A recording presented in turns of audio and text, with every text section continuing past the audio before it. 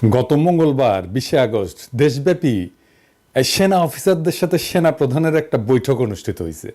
এই বৈঠকটা গুরুত্বপূর্ণ, যা যা আলোচনা হয়েছে সেটাও গুরুত্বপূর্ণ। সেনাবাহিনীকে আমাদের জনগণের পক্ষ থেকে কিছু নির্দেশনা দেওয়া প্রয়োজন। ভুলে যাবেন না, সেনাবাহিনীকে অপেশাদার বাহিনী বানানোর কাজটা সুচারুভাবে করছিল কন্ট্রাক্টর বানায় হাসিনা। আবার দেখলাম ব্যবসায়ীদের সাথে মিটিং করেছেন সেনাপ্রধান। হ্যাঁ, কেন? ব্যবসায়ীরা গেছে মিলিটারি নিরাপত্তা চাইতে আপনার কাছে।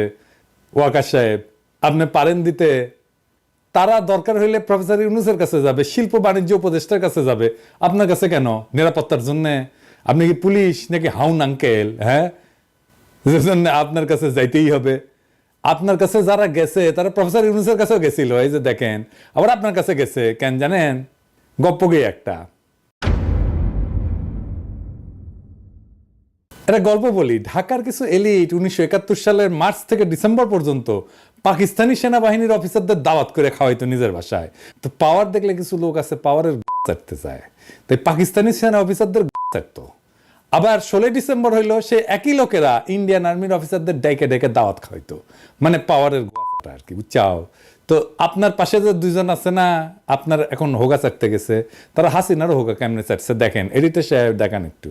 এই জন্যই বলি শেখ হাসিনার সরকার বারবার দরকার। তাই শিল্পী কবির সুমনের জনপ্রিয় গানের ভাষায় বলতে চাই, প্রথমত আমি তোমাকে চাই, শেষ পর্যন্ত আমি তোমাকে চাই, ভীষণ অসম্ভবও তোমাকে চাই। জয় বাংলা, জয় বঙ্গবন্ধু। আমরা আপনাকে আবারও প্রতিজ্ঞা করে গেলাম, আপনার সাথে আমরা ছিলাম, আমরা আছি, আমরা ভবিষ্যতেও থাকবো। মাননীয় প্রধানমন্ত্রী 100 বছর জীবিত থাকবে, তারও বেশি থাকলে উনি ক্ষমতায় থাকবেন, প্রধানমন্ত্রী থাকবেন। আবারও গান হবে, সে যে কেন এলো না, কিছু ভালো লাগে না। জয় শেখ হাসিনা, জয় বঙ্গবন্ধু, জয় বাংলা। মাননীয় প্রধানমন্ত্রী, আমার রক্ত টকবগিয়ে উঠেছে। শেখ মুজিবের বংশ যেখানে যায় সেখানে জয়ধ্বনি হয়, সেখানে ওই দেশ উজ্জ্বল হয়ে যায়। আমার আপার জন্য দোয়া করবেন। আমি শুধু প্রধানমন্ত্রীকে দেখার জন্য, এই বিজনেস কমিটিকে দেখার জন্য আজকে এখানে উপস্থিত হয়েছি। দিয়াবাড়ি থেকে আমি ইউনাইটেড হসপিটাল যাব, 13 মিনিটে চলে গেছি। এটা করলো কে বলেন?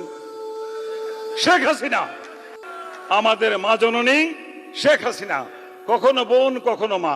যখনই এসেছি মায়ের পবিত্র আশীর্বাদের মতো ওনার কাছ থেকে ব্যবহার পেয়েছি, কখনো খালি হাতে ফিরে যাই নাই।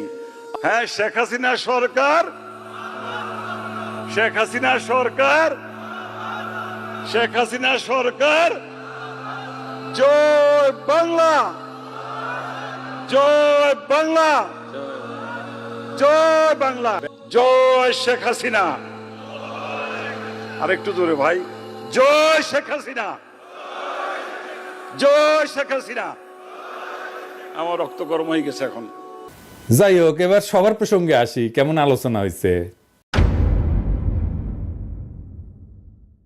এ সবাই কর্মকর্তারা যথেষ্ট উত্তেজিত ছিলেন, যা বোঝা গেছে আর কি।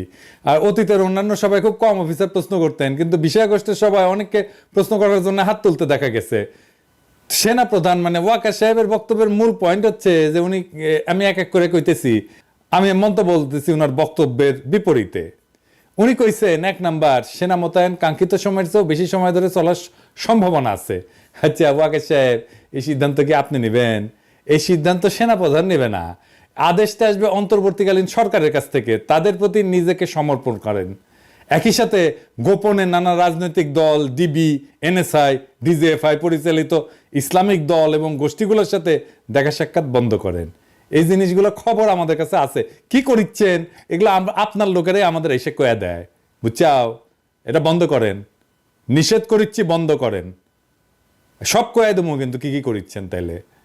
বিশেষ করে শেখ হাসিনার দুঃশাসনের সহযোগী ব্যবসায়ী সমাজকে প্রশ্রয় দিবেন না।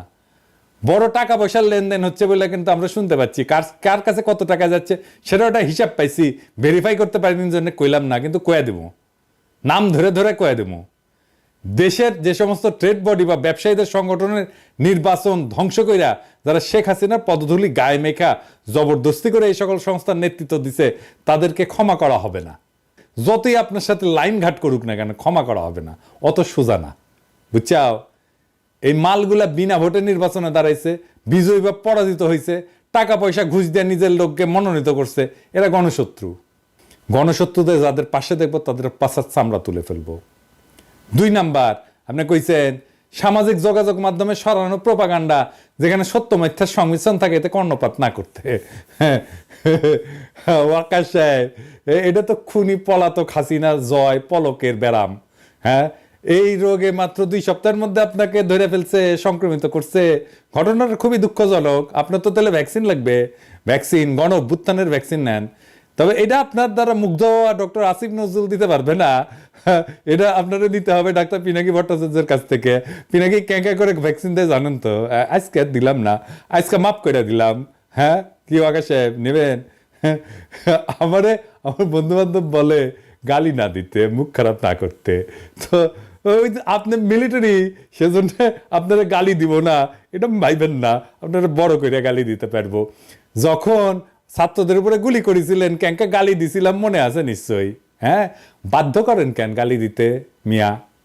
জেডে রাখেন ওয়াকারুজ্জামান, কোনো সোশ্যাল মিডিয়াকে বাধা দেওয়া যাবে না, সোশ্যাল মিডিয়ার বিরুদ্ধে কোনো ধরনের বিষোদ্গার করবেন না, কখনোই ইন্টারনেট বন্ধ করা যাবে না। এই দুরূহ বাধা অতিক্রমের জন্য শত শত তরুণ কিশোর যুবক প্রাণ দিছে, সাবধান হয়ে যান। ইন্টারনেট ব্যবহারের খরচ কমাইতে হবে। আপনার শেখ পরিবার, আপনি তো শেখ পরিবারের জামাই, আপনি শেখ পরিবার লুটপাট করতে যায় বাংলাদেশে এই ডিজিটাল অ্যাসেটকে, এই ইন্টারনেটের কানেকশনের খরচকে সবচেয়ে বেশি দামে